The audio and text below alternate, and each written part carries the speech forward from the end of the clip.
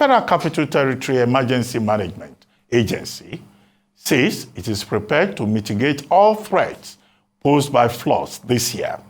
The Director General of FEMA, Abbas Idris, was speaking during the joint tour of flood-prone areas in the nation's capital, Abuja. Idris says the tour of the Gudus district is part of the early warning system and other preventive measures put in place ahead of the 2023 rainy season. We need to know where there are floods or the flood-prone areas. We have records of those areas that have been flooding for 2022, but we need to update our records. There are some areas that have been added also, which are also prone to flooding. So by the time we get those areas and identify the cause of the flooding, then we now call the stakeholders together. We call on the residents of the FCT to take ownership of the environment, of their own environment. They shouldn't allow anything. What I mean by anything is that they shouldn't allow anybody to come and start building on the waterways or blocking the water channels or dumping refuse to block the water ways. After NIMET's predictions and Nigerian hydrological presentation of the flood outlook, we got to know that 3 area councils will be affected in the FCT. As such, we started with the early warnings in all the 6 area councils. Last year, we discovered new locations, and this Apoduse was one of the new locations that we had flooding, excessive flooding in the FCT, and that is why we decided to do the flag off at this location. Meanwhile, the Lagos State government has alerted residents that the year 2023 in the state is expected to experience an above normal annual rainfall amount, which is predicted to be about 1,936.2 millimeters. The state government says the raining period will start in the first week of April, specifically on the first Saturday, and cease in December. The State Commissioner for the Environment and Water Resources, Tunji Bello, said the 1,936.2 millimeters amount of rainfall predicted for 2023 was greater than the long-term average of 1,721.48 millimeters experienced in the state in the last 10 years.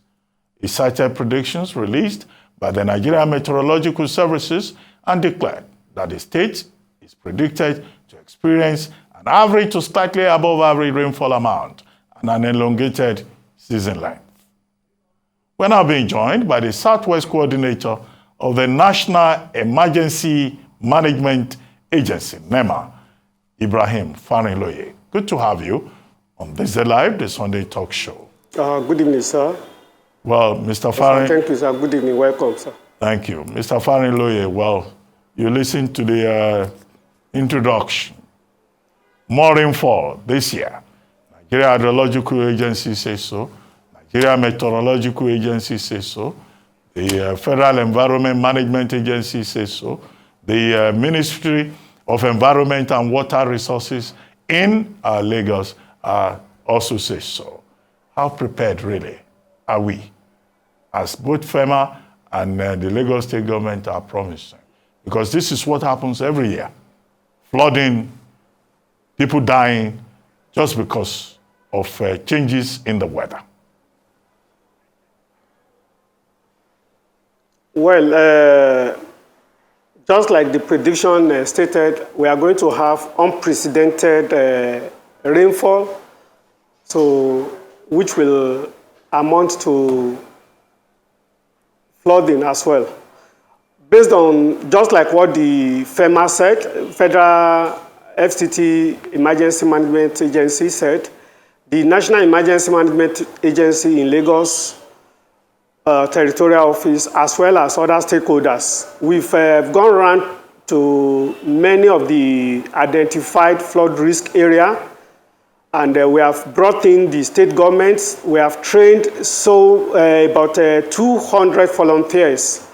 Mostly, some of them were sponsored by the Alimosho local government area, because that was where we have major incident of death, along with Orile Agege local government areas.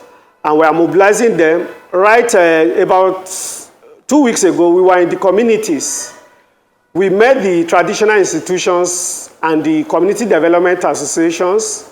We were at Shagun. We were at Aboru South, where the major problem was attributed to a bridge which was constructed in 1996, and it was meant to be a temporary bridge, but Governor Marwa upgraded it a little bit to serve the command school. And that bridge was supposed to accommodate about 10 to 15 canals.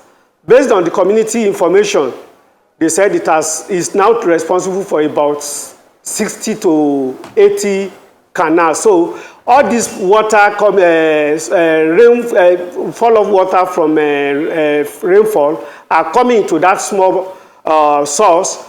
It made it to be much more to spread because of the small size of the bridge. We have identified that place.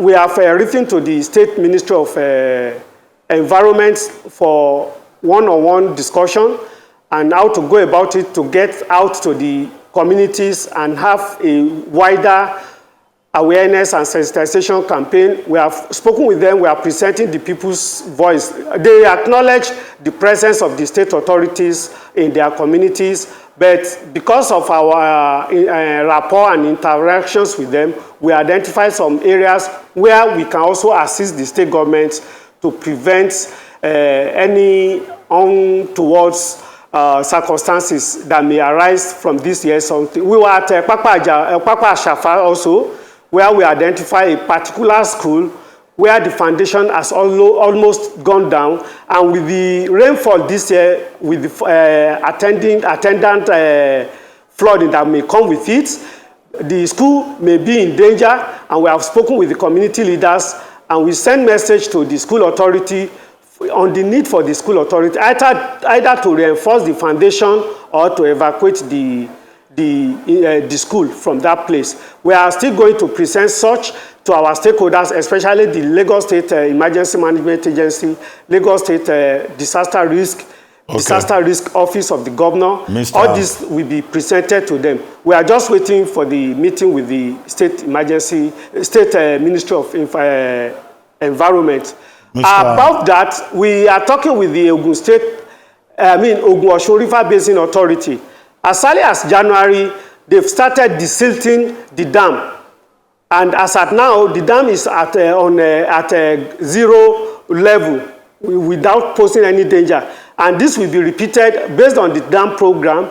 By the end of April, there will be a sort of release of water. A timetable will be released, and that release of that table will be publicized accordingly. And for the Ogun, for the Koshofe Ikorodu axis, because most of the river water released from the dam always affect these communities.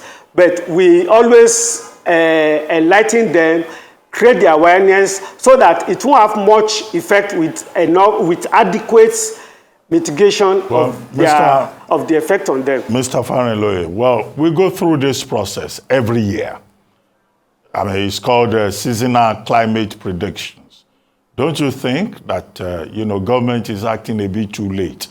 The last major effort was on March 30, only for the people to be told, April 1, first Saturday of April, rainfall will start. You've talked about Ogun River Basin. That's the Onyon Dam, right? From where they release water. How about Lagdo Dam?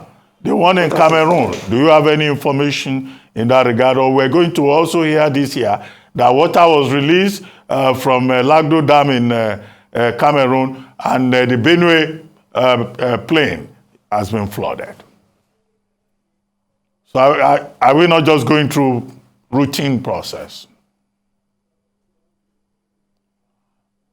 Hello, Mr. Farinloye, are you still there? Hello, Mr. Farinloye, can you hear me? I was asking you, is government not acting a bit late since this whole process of predictions started on March 30 with information that there will be rainfall starting from first Saturday? And then how about Lagdo Dam, where water is also released every year from the Cameroonian side. Do we have any information on that? Hello, Mr. Farinloye, if you can hear me. I was asking you, don't you think... Yes, I can hear now. Okay, don't you think government is acting a bit too late? March 30, we started hearing about seasonal climate predictions. What is done every year?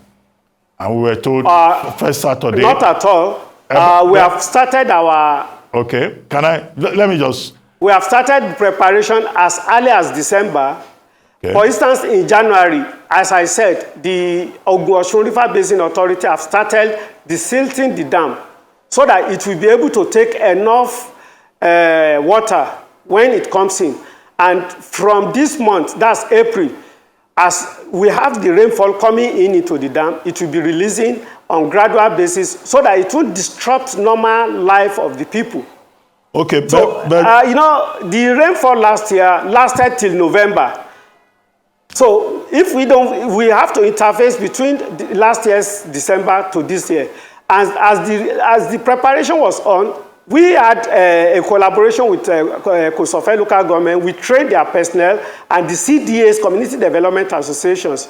We are meeting with them, with the grassroots people. So it's a continuous thing. There is no break in the chain of interaction and preparation. But I also asked about Lagdo Dam in Cameroon, which has been a perennial source of stress, particularly in the River Benue trough, the plains, the Benue plains. Do you have any information about release of water from Lagdo Dam? Well, Lagdo Dam is in the purview of Federal Ministry of Water Resources. However, with Lagdo Dam, the quantum of rainfall within the country is what we need to manage. If the Lagdo Dam will release any water, they will let us know.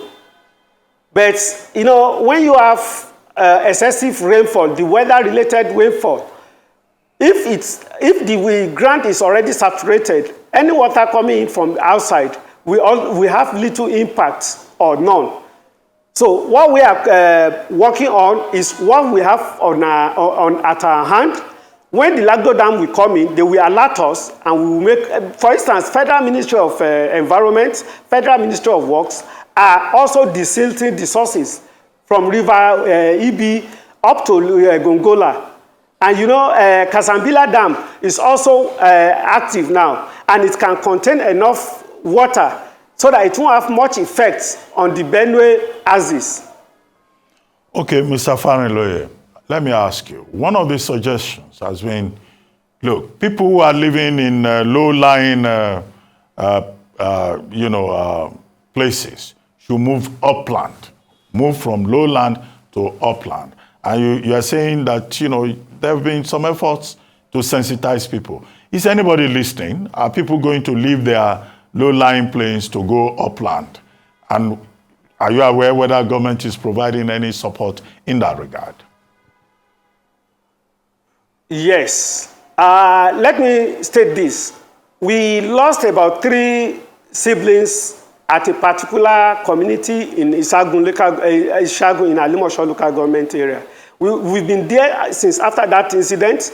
We were there last week, and the people are still calling us because of the promises we made to them that, well, they identified some challenges which are causing the issues for them.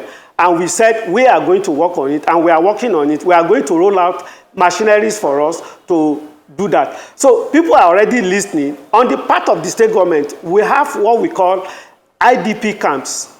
The Lagos state government have an IDP camp at Agbowa and Egbeda here, which can accommodate enough number of families if they need to be relocated.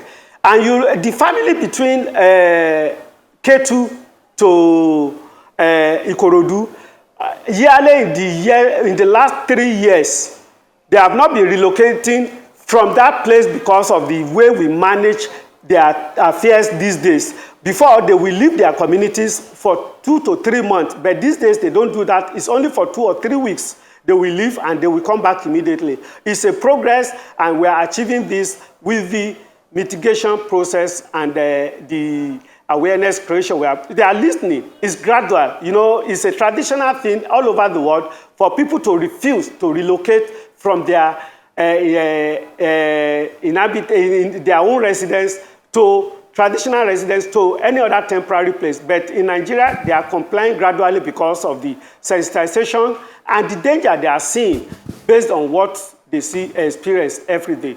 Well, you've talked about people on the mainland of Lagos, but how about the people in Lekki, Victoria Island, people just living next to the ocean? And part of the prediction is that sea level is going to rise. Do you imagine that anybody living on the island will relocate and go to the mainland or go upland? The only upland that is available here is to go into the Atlantic itself. Well, what we have done in the past years was that we've been creating a link between the members of the community in those areas, and we have inspected so many other areas in that, especially around the Etiosha Axis, where some of the communities who built against the normal structure, they built not in compliance with that, the nature of that area. We advise them on what to do, and gradually they are changing their style of construction.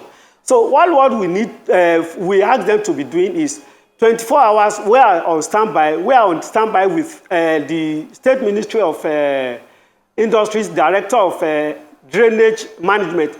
If there is any alert about drainage or challenges in their area, we alert the Director of Drainage Maintenance to move in there. Then the Director of Waste Management will also move in there.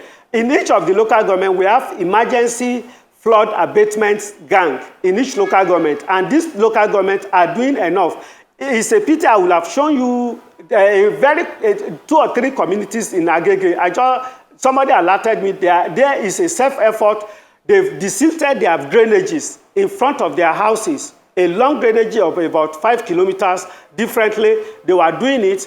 The waste from there, they use a bag to make it a sandbag to protect the roads from falling off into the drainage again. So these are some of the sources being recorded from the awareness and sensitization we are doing currently. Well, Mr. Farinloye, thank you very much for joining us on this Daylight the Sunday Talk Show. We'll see how the rainy season turns out.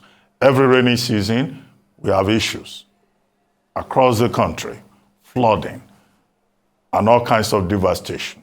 Let's hope that it will be different this year.